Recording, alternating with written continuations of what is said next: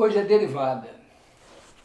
Ideia importante, tem a ver com velocidade, taxa de variação, tangente. Vamos fazer umas figuras, fazer umas contas e vamos começar com a ideia de tangente. Então imagina assim, você tem uma curva, tem dois pontos, um fica fixo e o outro se move. E você pega a reta secante passando pelos dois. Quando o ponto que se move vai chegando perto do ponto que está fixo, a sua reta secante tende para a reta tangente. Enquanto tem dois pontos diferentes, você consegue traçar essa reta. Pode até ter uma situação limite assim, em que você faz os dois coincidirem e a reta some. Muito bem, mas e se a gente pensar que essa curva, na verdade, é o gráfico de uma função? Algo assim, ó, você tem o ponto x, o ponto x mais delta x, e tem os valores de f, que dão as correspondentes coordenadas y. Então você está num sistema de coordenadas e tem o gráfico da função y igual a f de x. Continua podendo mover, ó, você move o ponto x mais delta x e a secante se move. Beleza. Então, olha, você tem o seu ΔY, que é o f de x mais Δx, e o Δx. E a ideia é que a inclinação da reta dessa secante é dada justamente pelo quociente ΔY sobre Δx. A gente pode até ter um cálculo aproximado e ir olhando o que vai acontecendo com ele quando o Δx tende a zero. Fica ali no 0,3. Claro que isso é uma aproximação. A ideia, então, da definição de derivada é que a derivada é o limite dessa razão ΔY sobre Δx quando Δx tende a zero. Quer dizer, ΔY sobre Δx é uma taxa de variação média. É como se fosse a velocidade média.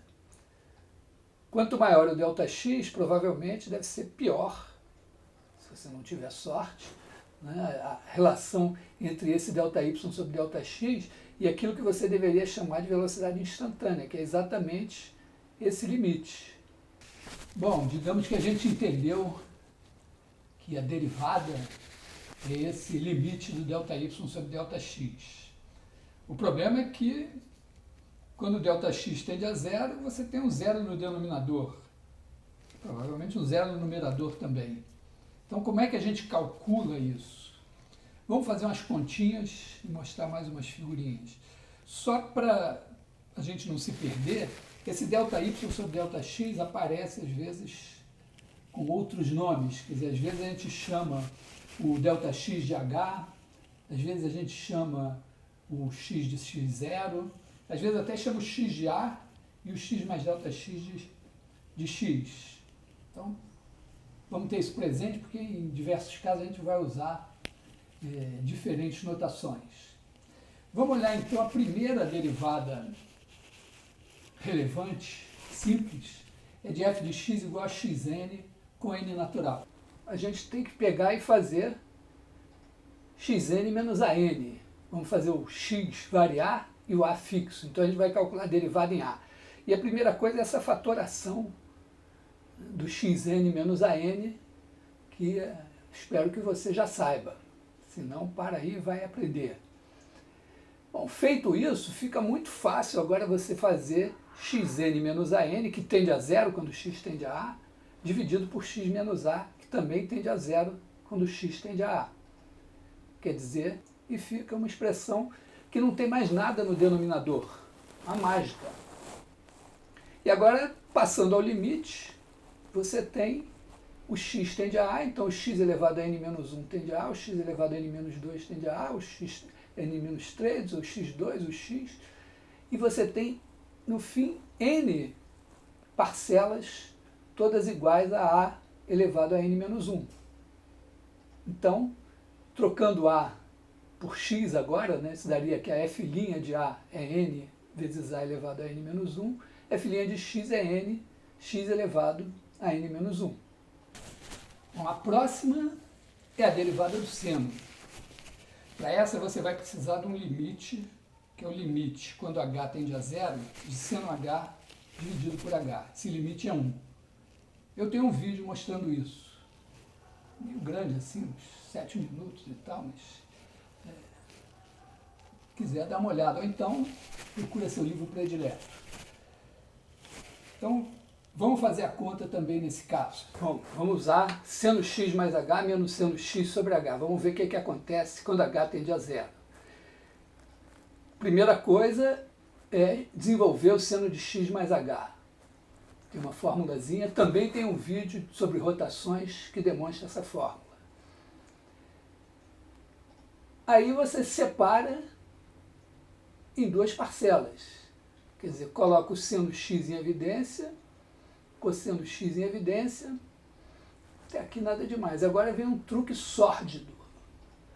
Multiplica em cima e embaixo por cosseno de h mais 1. O que isso nos dá?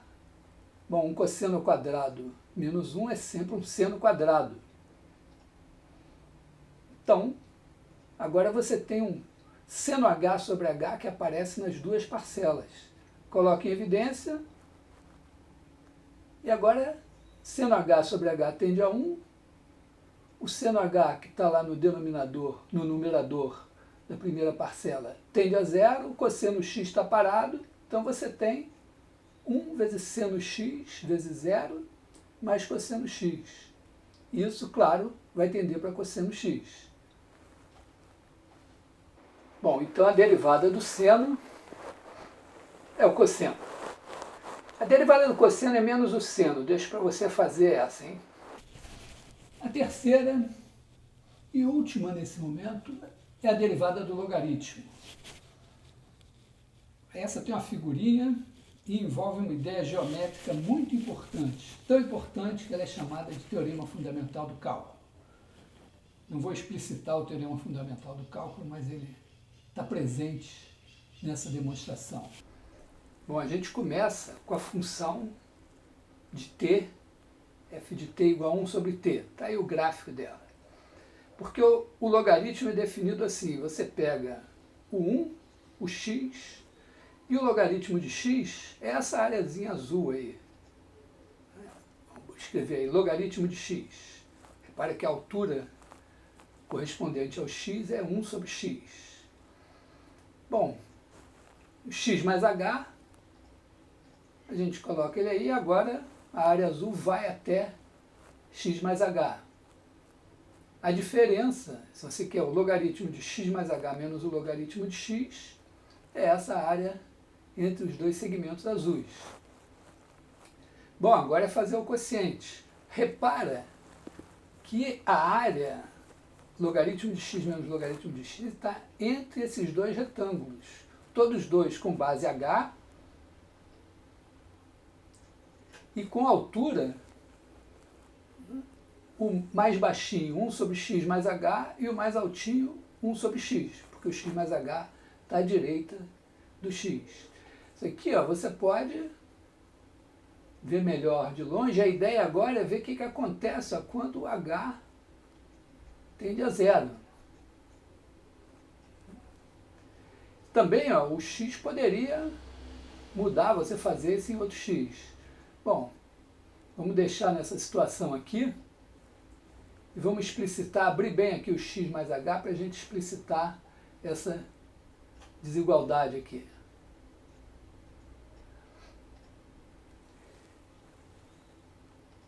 Repara, o retângulo maior tem a área h vezes 1 sobre x.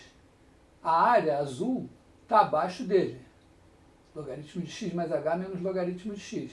E o retângulo menorzinho tem base h e altura 1 sobre x mais h. Então a gente tem essa desigualdade aí. Agora, se dividir por h, afinal a gente quer essa coisa aí do meio, logaritmo de x mais h menos logaritmo de x sobre h, que é olhar o limite. E agora está na mão, né? Porque 1 sobre x está parado, 1 sobre x mais h tende para 1 sobre x. Então, a derivada do logaritmo está calculada. Essa é bonitinha, hein? Então, temos a fórmula da derivada do logaritmo. Não sei se te parece pouco ou muito, mas conhecer a definição da derivada e saber deduzir essas 3 fórmulas de derivação já é um bocado.